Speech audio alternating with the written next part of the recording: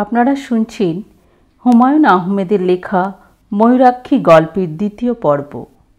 রিঙ্কি নিচে নামার সঙ্গে সঙ্গে কলিং বেল বাজল। আমার মনটাই অন্যরকম হয়ে গেল। ঝড় বৃষ্টির মধ্যে দেখা হোক দুজনের, দীর্ঘস্থায়ী হোক এই মুহূর্তে। রিঙ্কি দরজা খুলছে, না জানি তার কেমন লাগছে। আমি বাদলের ঘরে ঢুকে শুয়ে পড়লাম। নদীটাকে আনা যায় কিনা দেখা যাক। যদি আনতে পারি, ওদের দুজনকে কিছুক্ষণের জন্য ওই নদী ব্যবহার করতে দেব। হিমু ভাই, তুই কি এখনো জেগে আছিস?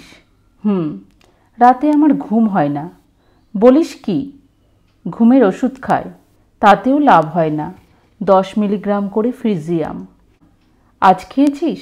না, আজ সারা রাত তোমার সঙ্গে গল্প করব।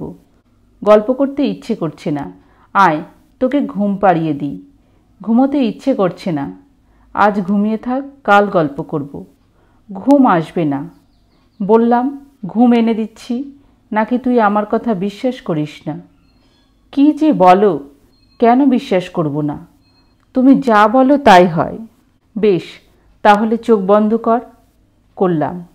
মনে কর তুই হেঁটে হেঁটে যাচ্ছিস। চৈত্র মাসের কড়া রোদ, হাঁটছিস শহরের রাস্তায়। হ্যাঁ, এখন তুই শহর থেকে বেরিয়ে এসেছিস। গ্রাম বিকেল হচ্ছে, সূর্য নরম, রোদে কোনো তেজ নেই, ফুরফুর বাতাস, তোর শরীর ঠান্ডা হয়ে এসেছে। হঠাৎ তোর সামনে একটা নদী পড়ল। নদীতে হাঁটু জল, কি ঠান্ডা পানি, কি পরিষ্কার। আজলা করে তুই পানি খাচ্ছিস। ঘুমে তোর চোখ জড়িয়ে আসছে, ইচ্ছে করছে নদীর মধ্যেই শুয়ে পড়তে। নদীর ধারে বিশাল একটা পাকুড় গাছ। তুই সেই পাকুড় গাছের নিচে এসে দাঁড়িয়েছিস। এখন শুয়ে পড়লি। খুব নরম হালকা দুর্বা ঘাসের উপরে শুয়েছিস। আর জেগে থাকতে পারছিস না। রাজ্যের ঘুম তোর চোখে। বাদল এবার আর বলল না। কিছুক্ষণের মধ্যে তার ভারী নিঃশ্বাসের শব্দ শোনা গেল। এই ঘুম সহজে ভাঙবে না। কেউ যদি এটাকে কোনো অস্বাভাবিক বা অলৌকিক কিছু ভেবে বসেন, তাহলে ভুল করবেন। পুরো ব্যাপারটার পিছনে কাজ করছে আমার প্রতি বাদলের অন্ধ ভক্তি। যে ভক্তি কোনো নিয়ম মানে না, যার শিকড় অনেক দূর পর্যন্ত ছড়ানো। বাদল না হয়ে অন্য কেউ যদি হতো, তাহলে আমার এই পদ্ধতি কাজ করতো না। এই ছেলেটা আমাকে বড়ই পছন্দ করে। সে আমাকে মহাপুরুষের পর্যায়ে ফেলে রেখেছে।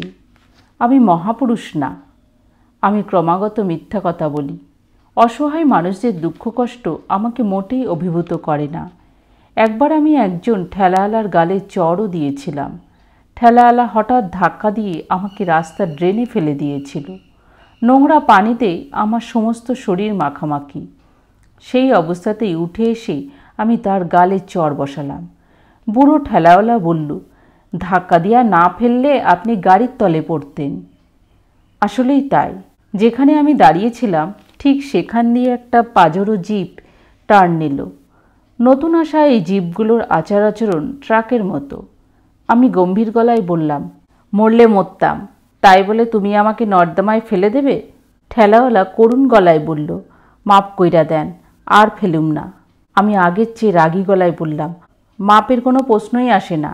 তুমি কাপড় ধোয়ার লন্ডির পয়সা দেবে। আমি গরিব মানুষ। গরিব মানুষ ধনী মানুষ বুঝি না। বের করো কি আছে। অবাক বিস্ময়ে বুড়ো আমার দিকে তাকিয়ে রইল। আমি বললাম, কোনো কথা শুনতে চায় না, বের করো কি আছে। মাঝে মাঝে মানুষকে তীব্র আঘাত করতে ভালো লাগে। কঠিন মানসিক যন্ত্রণায় কাউকে দগ্ধ করার আনন্দের কাছে সব আনন্দই ফিকে। এই লোকটি আমার জীবন রক্ষা করেছে। সে কল্পনাও করেনি কারোর জীবন রক্ষা করে সে এমন বিপদে পড়বে। যদি জানতো এই অবস্থা হবে, তাহলেও কি সে আমার জীবন রক্ষা করার চেষ্টা করত? বুড়ো গামছায় মুখের ঘাম মুছতে মুছতে বলল, বুড়ো মানুষ, মাপ কইরা দেন। টাকা পয়সা কিছু তোমার কাছে নেই? জি না, কাইলও কোনো টিরিপ পাই নাই, আজও পাই নাই। যাচ্ছ কোথায়? রায়ের বাজার। ঠিক আছে, আমাকে কিছুক্ষণ তোমার গাড়িতে করে নিয়ে যাও, এতে খানিকটা হলেও উসুল হবে। আমি তার গাড়িতে উঠে বসলাম। বৃদ্ধ আমাকে টেনে নিয়ে চলল। পেছন থেকে ঠেলছে তার নাতি কিংবা তার ছেলে। এই পৃথিবীর নিষ্ঠুরতায় তারা দুজনেই মর্মাহত। পৃথিবী যে খুবই অকরুণ জায়গা তা তারা জানে। আমি আরও ভালোভাবে তা জানিয়ে দিচ্ছি। রাস্তায় এক জায়গায় ঠেলাগাড়ি থামিয়ে আমি চা নিয়ে গাড়িতে বসে বসেই খেলাম। তাকিয়ে দেখি বাচ্চা ছেলেটির চোখ মুখ ক্রোধ ও ঘৃণায় কালো হয়ে গেছে। যে কোনো মুহূর্তে সে ঝাঁপিয়ে পড়বে আমার উপর। আমি তার ভেতরে এই ক্রোধ এবং এই ঘৃণা আরও বাড়ুক তাই চাচ্ছি। মানুষকে সহ্যের শেষ সীমা পর্যন্ত নিয়ে যাওয়া সহজ কথা না, সবাই তা পারে না। যে পারে তার ক্ষমতাও হেলাফেলা করার মতো ক্ষমতা না। বুড়ো রাস্তার উপর বসে পড়ে গামছায় হাওয়া খাচ্ছে। তার চোখে আগেকার বিস্ময়ের কিছুই আর এখন নেই। এক ধরনের নির্লিপ্ততা নিয়ে সে তাকিয়ে আছে। আমি চা শেষ করে বললাম, বুড়ো মিয়া, চলো যাওয়া যাক। আমরা আবার রওনা হলাম। মোটামুটি নির্জন একটা জায়গায় এসে বললাম, থামাও, গাড়ি থামাও, এখানে নামবো। আমি নামলাম। পকেটে হাত দিয়ে মানিব্যাগ বের করলাম। আমার মানিব্যাগ সবসময় খালি থাকে। আজ সেখানে 500 টাকার দুটো চকচকে নোট আছে। মজিদের টিউশনির টাকা। মজিদ টাকা হাতে পাওয়া মাত্র খরচ করে ফেলে বলে তার টাকা পয়সা সবটাই থাকে আমার কাছে। বুড়া মিয়া, জি, তুমি আমার জীবন রক্ষা করেছ। কাজটা খুব ভালো করনি। যাই হোক, করে ফেলেছ যখন, তখন তো আর কিছুই করার নাই। তোমাকে ধন্যবাদ। দেখি আরও কিছুদিন বেঁচে থাকতে কেমন লাগে। তোমাকে আমি সামান্য কিছু টাকা দিতে চাই। এই টাকাটা আমার জীবন রক্ষা করার জন্যে নয়। তুমি যে কষ্ট করে রোদের মধ্যে আমাকে টেনে টেনে এত দূর আনলে তার জন্যে। 500 তোমার, 500 এই ছেলেটার। বুড়ো হতভম্ব হয়ে তাকিয়ে রইল। আমি কোমল গলায় বললাম, এই রোদের মধ্যে আজ আর গাড়ি নিয়ে বের হয়েও না। বাসায় চলে যাও, বাসায় গিয়ে বিশ্রাম করো। বুড়োর চোখ দিয়ে পানি পড়ছে। ব্যাপারটা এইরকম ঘটবে আমি তাই আশা করেছিলাম। বাচ্চা ছেলেটির মুখে ক্রোধ ও ঘৃণার চিহ্ন পর্যন্ত এখন আর নেই। তার চোখ এখন অসম্ভব কোমল। আমি বললাম, এই তোর নাম কি রে? লালটু মিয়া। প্যান্টের বোতাম লাগা বেটা, সব দেখা যাচ্ছে। লালটু মিয়া হাত দিয়ে প্যান্টের ফাঁকা অংশ ঢাকতে ঢাকতে বলল, বোতাম নাই। তাহলে তো সব সমস্যার সমাধান। হাত সরিয়ে ফেল, আলো হওয়া যাক। লালটু মিয়া হাসছে, হাসছে বুড়ো ঠেলাওয়ালা। তাদের কাছে এখন আমি তাদেরই একজন। বুড়ো বলল, আব্বাজি আসেন, 3 জনে মিলা চা খাই, তিয়াস লাগছে। পয়সা কে দেবে? তুমি? আমার হাতে কিন্তু আর একটা পয়সাও নেই। বুড়ো আবার হাসল। আমরা একটা চায়ের দোকানের দিকে রওনা হলাম। নিজেকে সেই সময় মহাপুরুষ বলে মনে হচ্ছিল। আমি মহাপুরুষ নয়, কিন্তু এই ভূমিকায় অভিনয় করতে আমার বড় ভালো লাগে। মাঝে মাঝে এই ভূমিকায় আমি অভিনয় করি, মনে হয় ভালোই করি। সত্যিকার মহাপুরুষরাও সম্ভবত এত ভালো করতেন না। আমি অবশ্যই এখনো পর্যন্ত কোনো মহাপুরুষ দেখিনি। তাদের চিন্তাভাবনা কাজকর্ম কেমন তাও জানি না। মহাপুরুষদের কিছু জীবনী পড়েছি, সেই সব জীবনীও আমাকে আকৃষ্ট করতে পারেনি। টলস্টয় 13 বছরের একজন বালিকাকে ধর্ষণ করেছিলেন। সেই ভয়াবহ ঘটনা তিনি স্বীকার করেছেন। আমরা সবাই তো আমাদের ভয়ঙ্কর পাপের কথা স্বীকার করি না। আমার মতে মহাপুরুষ হচ্ছে এমন একজন যাকে পৃথিবীর কোনো মালিন্য স্পর্শ করেনি। এমন কেউ কি সত্যি সত্যি জন্মেছে এই পৃথিবীতে? ঘুমোতে চেষ্টা করছি, ঘুমোতে পারছি না। অসহ্য গরমে ঘুমোতে আমার কষ্ট হয় না, কিন্তু আজকের এই ঠান্ডা ঠান্ডা হাওয়ায় ঘুম আসছে না। শীত শীত লাগছে, খালি গায়ে থাকার জন্য লাগছে। খালি গায়ে থাকার কারণ আমার পাঞ্জাবি এখন বাদলের গায়ে। শুয়ে শুয়ে ছেলেবেলার কথা ভাবতে চেষ্টা করছি। বিশেষ কোনো কারণ নেই, ঘুমোবার আগে কিছু একটা নিয়ে ভাবতে হয় বলেই ভাবা। আমার শৈশব যাদের সঙ্গে কেটেছে তারা কেমন? জন্মের সময় আমার মা মারা যান, কাজেই মার কথা কিছুই জানি না। তিনি দেখতে কেমন তাও জানি না। অবিশ্বাস্য হলেও সত্যি যে তার কোনো ছবি নেই। বাবা মারা যান আমার 9 বছর বয়সে, তার কথাও তেমন মনে নেই। তার কথা মনে পড়লেই একটা উদ্বিগ্ন মুখ মনে আসে। সেই মুখে বড় বড় দুটি চোখ, ভারী চশমায় ঢাকা বলে সেই চোখের ভাবও ঠিক বোঝা যায় না। মনে হয় পানির ভিতর থেকে কেউ আমার দিকে তাকিয়ে আছে। বাবার উদ্বিগ্ন গলা, কিরে তোর ব্যাপারটা কি বলতো? যত্ন হচ্ছে না? আমি তো প্রাণপণ করছি। অবশ্যই ছেলে মানুষ করার কায়দা কানুনও আমি জানি না। কী যে ঝামেলায় পড়লাম। তোমার অসুবিধাটা কি বলো তো? পেটে ব্যথা করছে? বাবার বোধহয় ধারণা ছিল শিশুদের একটিমাত্রই সমস্যা, পেটে ব্যথা। তারা যখন মন খারাপ করে বসে থাকে তখন বুঝতে হবে তার পেটে ব্যথা করছে। গভীর রাতে ঘুম ভেঙে কোনো শিশু যদি জেগে উঠে কাঁদতে থাকে তখন বুঝতে হবে তার পেটে ব্যথা। বাবার কাছ থেকে কত অসংখ্যবার যে শুনেছি, কী রে হেমু, তোর কি পেট ব্যথা নাকি? মুখটা এমন কালো কেন? কোন জায়গাটা ব্যথা দেখি? বাবা যে একজন পাগল ধরনের মানুষ এটা বুঝতে তেমন আমার আর দেরি হয়নি। শিশুদের বোধশক্তি ভালো। পাগল না হলে নিজের ছেলের নাম কেউ হিমালয় রাখে? স্কুলে ভর্তি করাতে নিয়ে গেলেন। হেড স্যার গম্ভীর গলায় বললেন, ছেলের নাম কি বললেন? হিমালয়? জি। আহমেদ বা মোহাম্মদ এইসব কিছু আছে? জি না, শুধুই হিমালয়। হেড স্যার অত্যন্ত গম্ভীর গলায় বললেন, ও আচ্ছা। বাবা উৎসাহের সঙ্গে বললেন, নদীর নামে মানুষের নাম হয়, ফুলের নামে নাম হয়, গাছের নামে নাম হয়। হিমালয়ের নামে নাম হতে দোষ কি? হিমালয় নাম রাখার বিশেষ কোনো তাৎপর্য কি আছে? অবশ্যই আছে, যাতে এই ছেলের হৃদয় হিমালয়ের মতো বড় হয়, সেই জন্যই এই নাম। তাহলে আকাশ নাম রাখলেন না কেন? আকাশ তো আরও বড়। বড় হলেও তা ধরাছোঁয়ার বাইরে, হিমালয়কে স্পর্শ করা যায়। কিছু মনে করবেন না, এই নামে স্কুলে ছেলে ভর্তি করা যাবে না।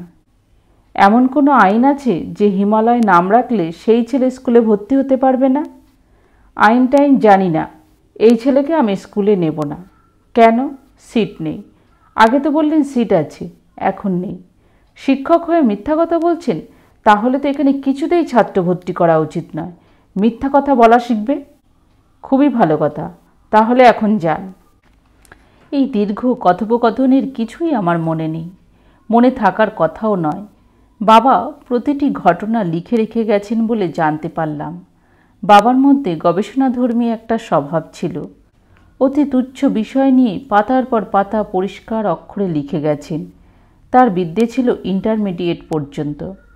ইন্টারমিডিয়েট পরীক্ষা দেবার পর রাগ করে বাড়ি থেকে বের হয়ে আসেন, আর ফিরে যাননি। জীবিকার জন্য ঠিক কী করতেন তা পরিষ্কার নয়। জ্যোতিষবিদ্যা, সমুদ্রজ্ঞান, লক্ষণ বিচার এই জাতীয় বইয়ের স্তূপ দেখে মনে হয় মানুষের হাত দেখতেন। একটা প্রেসের সঙ্গেও সম্ভবত যুক্ত ছিলেন।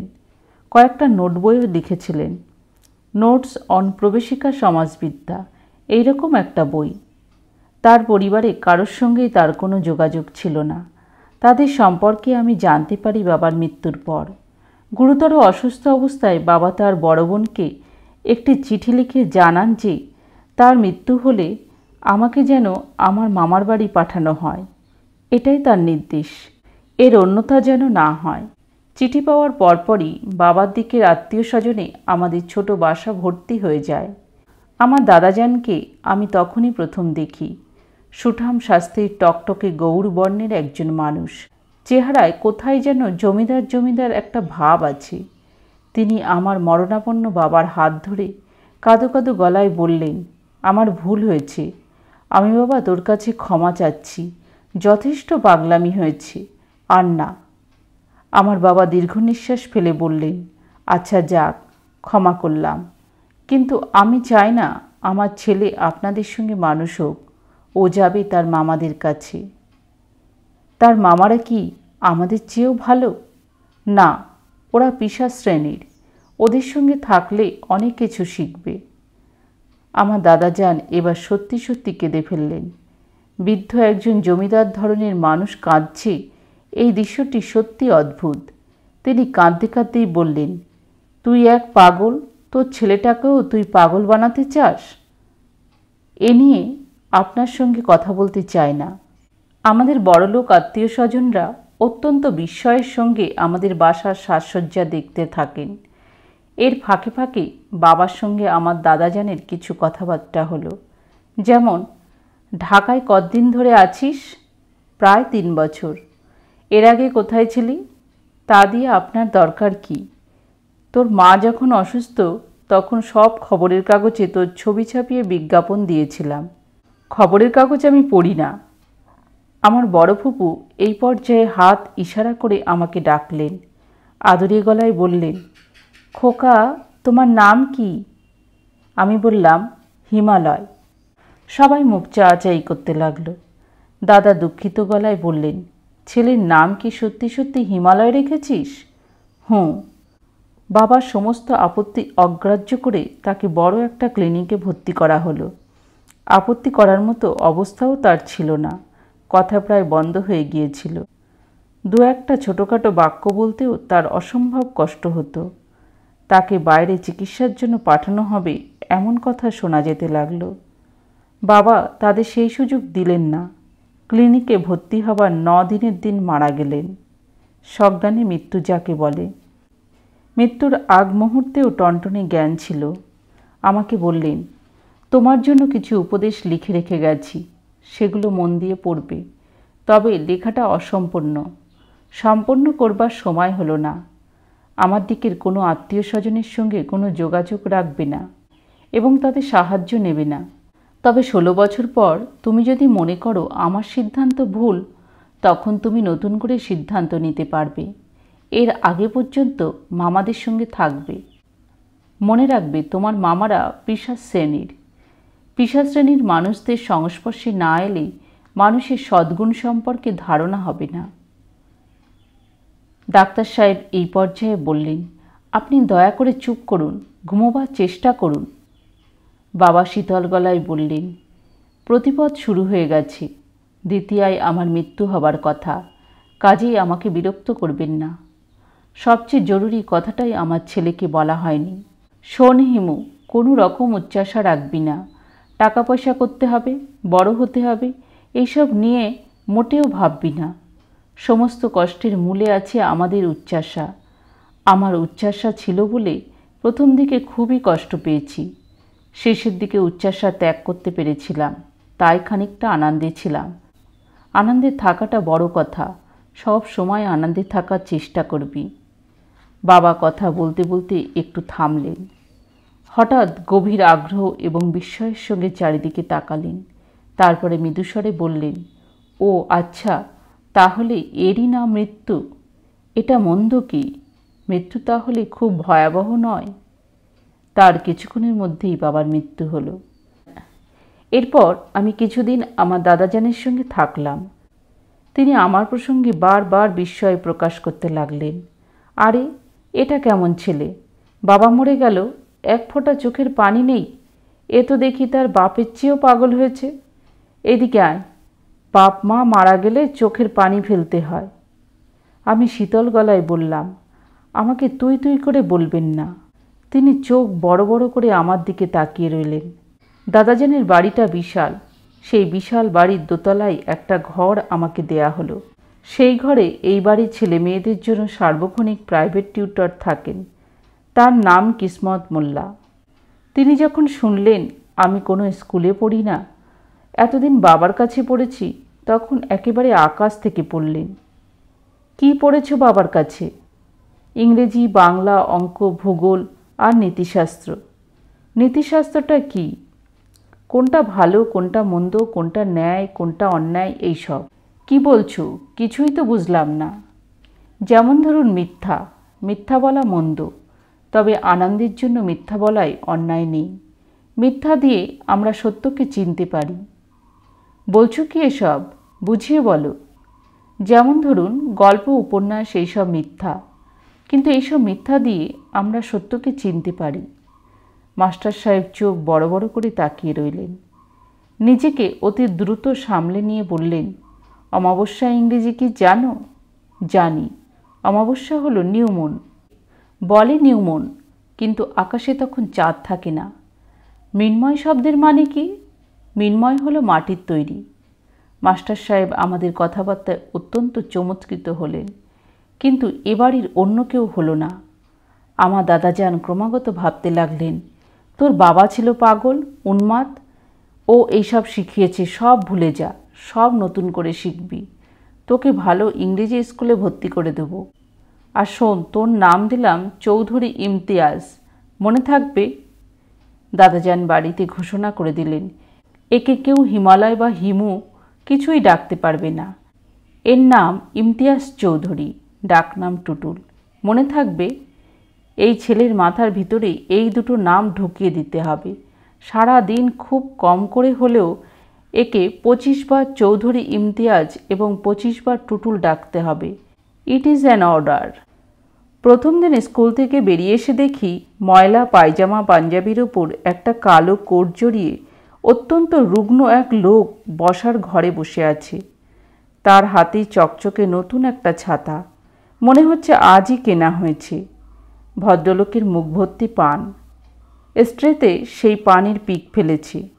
তার বসে থাকার ভঙ্গি, পান খাওয়ার ভঙ্গি এবং পানের পিক ফেলার ভঙ্গিতে কোনো সংকোচ নেই, যেন এই বাড়ির সঙ্গে তার খুব ভালো পরিচয়, যেন এটা তার নিজেরই ঘর বাড়ি। আমি ঘরে ঢোকা মাত্রই বললেন, বাবা হিমালয়, আমি তোমাকে নিতে এসেছি।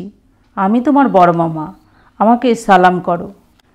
দাদাজান গম্ভীর গলায় বললেন, আমি তো আপনাকে বলেছি তাকে নিতে পারবেন না। সে গ্রামে গিয়ে কী করবে? সে এইখানে থাকবে, পড়াশুনো করবে। তাকে স্কুলে ভর্তি করা হয়েছে। আমার বড় মামা বিচিত্র ভঙ্গিতে হাসলেন, যেন এই রকম হাস্যকর কথা তিনি আগে কখনো শোনেননি। দেখেন তালই সাহেব, ছেলের বাবা পত্র মারফত আমাকে এই অধিকার দিয়ে গেছে।